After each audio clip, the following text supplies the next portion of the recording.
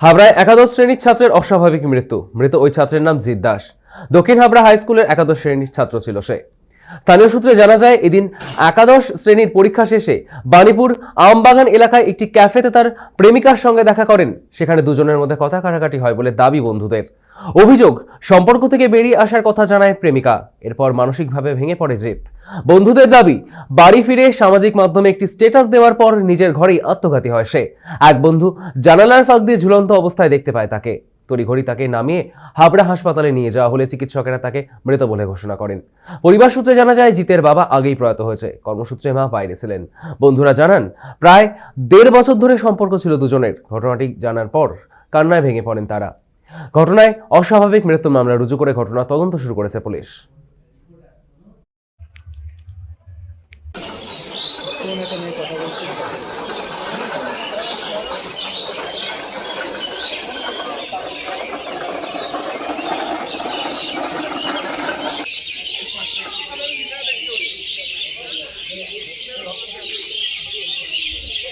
উঠছে তো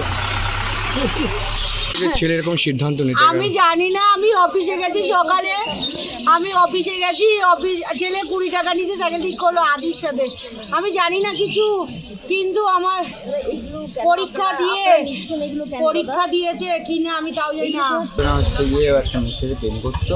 এবার মেয়েটা বলেছে যে এরকম ব্রেকআপ, ও বলেছে ঠিক আছে, তাই বলেও আমাদের তো খারাপ লাগছে, এদিকে সবাই কান্নাকাটিও করছে।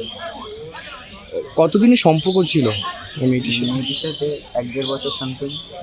ছবিতে দেখা যাচ্ছে তারা বিয়েও করেছে, বাড়ি থেকে মেনে নেয়নি তার জন্য কি? না বিয়ে করেছে মানে ওর বাড়ি ধরো এখানে, ওর বাড়ি ধরো ওখানে, এরকম ঝগড়া ঝামেলা হয়েছিল। ঝগড়া ঝামেলা বলতে এমনি যা হয় মেয়েদের মধ্যে, এখন ব্রেকআপ বলে দিয়েছি, তারপরে সুসাইড করে নিয়েছি। আমি তো ক্যাফেতে ছিলাম, বিকেলবেলা একসাথে ঘুরেছি, চা খেয়ে তারপরে ওকে বললো শরীর ভালো লাগছে না, বাড়ি দিয়ে আসছে। বাড়িতে দিয়ে আসার পর আমি আবার ক্যাফেতে গেলাম। তারপরে বাড়ি যাওয়ার সময় আমি ভাবলাম যে একবার দেখা করে যাই। তাই যাওয়ার সময় দেখলাম যে দরজা পুরো বন্ধ, একটা লাইট জ্বলছে, আর জানলা দিয়ে টুকি মেরে দেখছি যে ঝুলছে কড়া দিয়ে। একসাথে কি পড়তে মানে খুললাম, আমি ভেঙে দেখলাম তো অবশ্যই পরীক্ষা তো দিয়ে আসলো। তারপরে আমি তো কাজ করি, আমি বিকেলবেলা আজকে ছুটির দিন, বিকেলবেলা আসলাম একটু, তারপরে ঘুরলাম, আস্তে আস্তে তারপরে আবার বললো বাড়ি যেতে, তাই বাড়ি দিয়ে আসলাম। তারপরে এটা দেখতে পেলাম আমি।